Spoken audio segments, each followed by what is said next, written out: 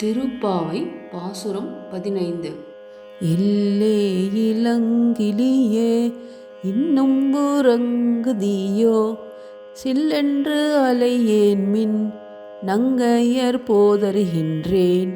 வல்லை உன் கட்டுரைகள் பண்டே உன் வாயறிதும் வள்ளீர்கள் நீங்களே. நானேதானாயிடுக ஒல்லை நீ போதாய், உனக்கென்ன வேறுடையை? எல்லாரும் போந்தாரோ போந்தார் போந்தென்னிக்கொல். வல்லானை கொன்றானை மாற்றாரை மாற்றளிக்க, வல்லானை மாயனை பாடேலோரெம்பாவாய்.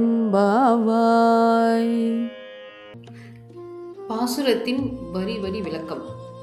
எல்லே இளங்கிளியே இன்னம் உறங்குதியோ, அழகிய இளங்கிளியே இன்னும் தூங்குகிறாயா என்று தோழிகள் அன்புடன் அழைக்கிறார்கள்.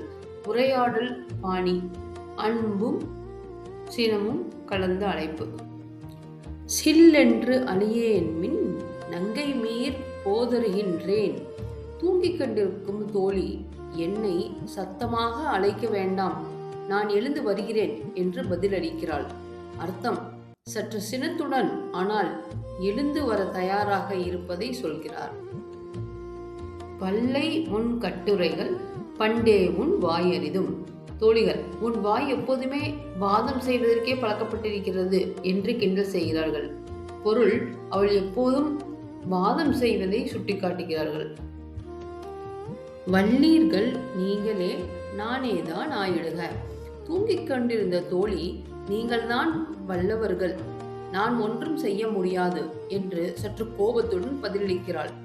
அர்த்தம், தன்னை விலக்கிக் கொண்டு மற்றவர்களை முன்னிறுத்துகிறாள். ஒல்லை நீ போதாய், உனக்கென்ன வேறு உடையை? தோழிகள், விரைவாக எழுந்து வா, உனக்கு வேறு உடை தேவையில்லை, இப்போதே போதும் என்று சொல்கிறார்கள். பொருள், தாமதம் செய்யாமல் உடனே வருமாறு அழைக்கிறார்கள். எல்லாரும் போந்தாரோ போந்தார் போந்து எண்ணிக்கொள். எல்லாரும் வந்துவிட்டார்கள், நீயும் வந்து சேர்ந்து எண்ணிக்கொள் என்று தோழிகள் வலியுறுத்துகிறார்கள். அர்த்தம், அனைவரும் ஒன்றிணைந்து செல்ல வேண்டும் என்பதே நோக்கம். வல்லானை கொன்றானை மாற்றாரை மாற்று அளிக்க வல்லானை.